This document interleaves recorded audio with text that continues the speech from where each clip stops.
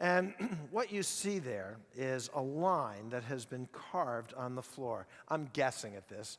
I've been there a few times. As best I remembered, it's about 20 feet long. And it's just a line cut into the pavement. And the far end of it, cut into the pavement, is the second letter of the Greek alphabet, which is beta, which would be like the English B. And that is the first letter of the Greek word for king. And what they would do is play a game with prisoners, where they would dress up the prisoner in some humiliating outfit and then start him at the far end of the line and then roll the dice. And if it was 2, then he would go 2 steps forward, or 3 or 4. And they would just play this game, kind of like Monopoly, and he was a piece that was on the board. When they were playing it with Jesus, they started out by putting a scarlet robe on his shoulders because he said he was the king of the Jews. So it actually should have been purple because kings wore purple robes. That's not what they had. They had a scarlet one. That's what Roman soldiers wore. Maybe taken off a Roman soldier, although I doubt that a Roman soldier would have wanted to have his robe bloodied. So maybe it was simply one that was on the floor and left over from somebody else. But I've thought about what it would be like to have a rough robe put on those open, raw wounds. And to be sure, I am not in any way trivializing what Jesus experienced. But what that made me think of were those times when I've been at the beach out far too long in the sun and gotten a sunburn on my back and shoulders, and gone home and taken a shower, and then gotten dressed and put a t-shirt on and clothes. And it just hurts. And no matter which way you move, it's painful against the sunburn. How much more it must have been for Jesus when they put that scarlet robe over this beating that he had just received. And then there was another soldier who picked up some branches with big thorns, and being careful not to pierce his fingers, he shaped it into a crown and placed that on Jesus' head. Now, because of pieces of art that I have seen depicting this scene, I've always sort of assumed that the thorns were pressed inward, and therefore they pushed into, actually pierced, Jesus' brow and his scalp. But actually, that really doesn't totally make sense, because Caesar wore a crown, and other ancient kings that had spires that pointed outward. It was supposed to look like rays of the sun. And they're very expensive. They were made out of silver or gold or precious stones. So in all probability, while some of those thorns may have punctured into Jesus' head, probably most of them didn't. And then somebody else grabbed a stick, and it was supposed to look like a king's scepter, a royal scepter. And they went and they took this board, this stick, and put it in his right hand, and then closed his hand around it. And they're doing all this, going along this game of the king, until finally they come to the beta on the floor. And it's a raucous crowd, hundreds of soldiers, whistling and cheering and yelling. And then they line up, and these big, brave Roman soldiers, one at a time, get down on their knees in front of Jesus and say, "Hail, King of the Jews!" And then they'd stand up and they'd spit in his face. And then grab the stick out of his hand and just whack him on the side of the head and on top of the head, so that it was almost like taking a baseball bat and hitting it against a post. Usually, men were crucified completely naked. The psychological humiliation was added to the physical pain. But in Jesus' case, they put his other clothes, his own clothes, back on him.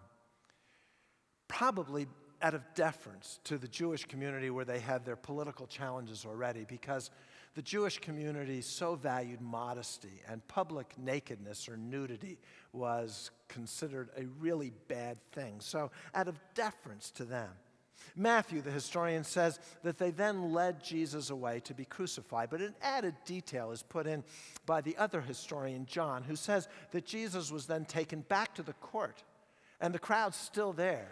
And Pilate again insisted that Jesus was innocent, and then said, look at him. Come on. He's pathetic. Let's just call this whole thing off. But they wouldn't call it off. They again said to crucify him. And Pilate, he didn't know where else to go. He didn't know what else to do. So sure enough, he just agreed to crucifixion. And the soldiers then dragged Jesus off outside the city wall to the place where crucifixions took place. Now, Jesus had predicted all this. You read his words over the past 3.5 years, and he had said this was going to happen. It had been predicted by prophets in the Old Testament.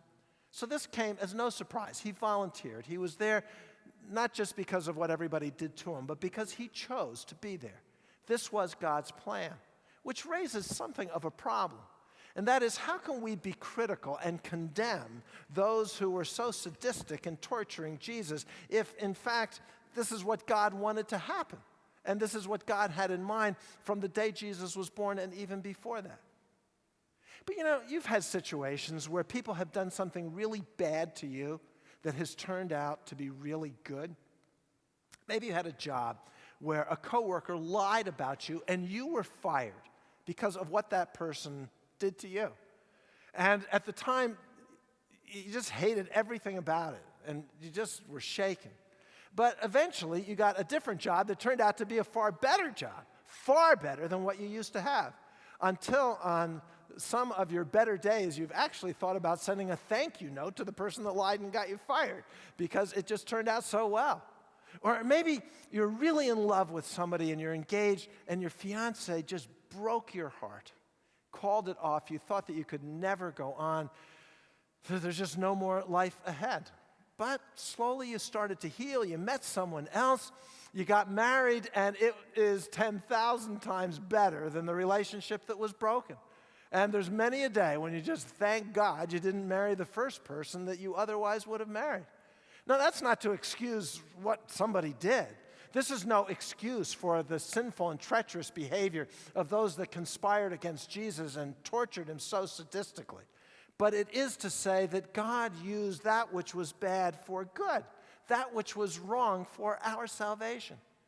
That Mary would give birth to a son and give him the name Jesus because he would save his people from their sins.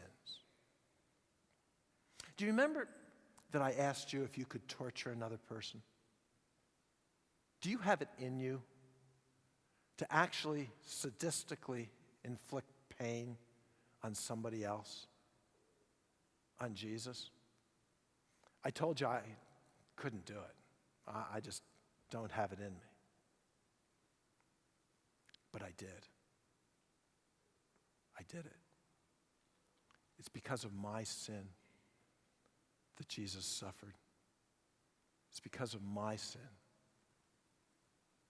and your sin that Jesus went through this.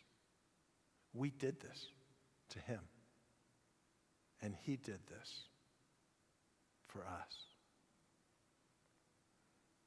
John Ortberg, the author, tells a story about a boy, a young man named John Gilbert, who lived in Northern California.